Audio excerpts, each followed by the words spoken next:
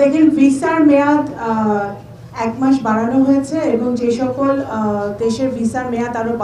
বাড়ানো দরকার সেগুলো আমরা ইতিমধ্যে কূটনৈতিক তৎপরতা চলছে, সেই ভিসার মেয়াদও বাড়বে। আমাদের প্রথম থেকে আমরা বলে আসছি যে আমাদের যারা রেমিটেন্স যোদ্ধারা আছেন, আমাদের যারা প্রবাসীরা আছেন, তাদের নিরাপত্তা, তারা যেন নিরাপদে দেশে ফিরতে পারে এবং তারা যেখানে অবস্থান করছেন তারা যেন ওখানে যতটুকু নিরাপত্তা আমরা দিতে পারি।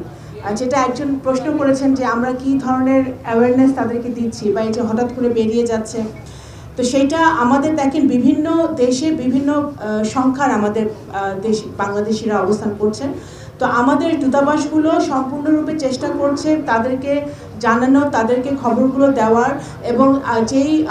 যুদ্ধের যে খবরগুলো আমরা পাচ্ছি সাথে সাথে কিন্তু আমরা তাদেরকে দূতাবাসগুলো জানাচ্ছে নিরাপদে থাকার, তারা যেন লোকেশন পরিবর্তন করে নিরাপদ জায়গায় যায়,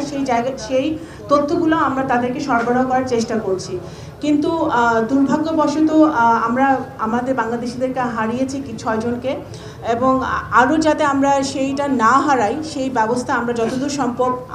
আমরা নিচ্ছি। আমাদের এক একটি দেশের গালফ কান্ট্রিগুলোতে এক একটা দেশের যুদ্ধের অবস্থা এক এক রকম। এখন এই মুহূর্তে আমরা বলতে পারছি না, কিন্তু আমাদের আজকে যে ভাইটিকে আমরা ফেরত আনতে পেরেছি, গত 3 সপ্তাহ ধরে আমরা চেষ্টা করছি তাকে বাহরাইন থেকে সৌদি আরব হয়ে ফ্লাইটটা আনার, তো সেটা আজকে আমরা আসতে পেরেছি। তো এখন সেটা ডিপেন্ড করবে যে আমাদের আমাদের পররাষ্ট্র মন্ত্রণালয় থেকে আমরা চেষ্টা চালাচ্ছি যে যত তাড়াতাড়ি সম্ভব যে রুটগুলো খোলা আছে, যে ফ্লাইটগুলো অ্যাভেলেবল, সেই ফ্লাইটগুলোতে আমাদের যেই ভাইগুলো আমাদেরকে ফেরত আনতে পারিনি, যে ডেড বডি মরদেহ, সেগুলো যেন আমরা শীঘ্রই ফেরত আনতে পারি। এবং অবশ্যই যারা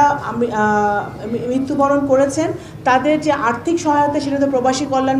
মন্ত্রী ইতিমধ্যে বলেছেন সেটা অব্যাহত থাকবে এবং আরও যদি কোনো সহযোগিতা করার প্রয়োজন হয় আমাদের রেমিটেন্স যোদ্ধাদের জন্য জনাব তারেক রহমানের নেতৃত্বে উনি সবসময় বলেছেন যে সবসময় উনি গুরুত্ব দিবেন এবং ইনশাল্লাহ সেটা আমরা দিব।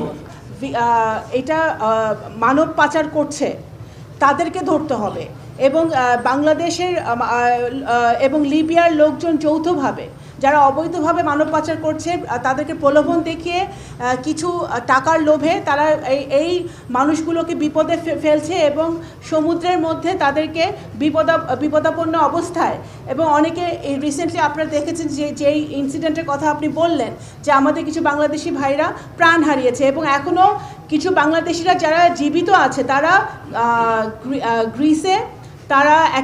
কিছু হসপিটালে আছে এবং কিছু ক্যাম্পে আছে। তাদেরকে আমরা কিভাবে ফেরত আনবো, পররাষ্ট্র মন্ত্রণালয় কিন্তু সেই কাজটা চালিয়ে যাচ্ছে গ্রিসের সরকারের সাথে কথা বলে। সুতরাং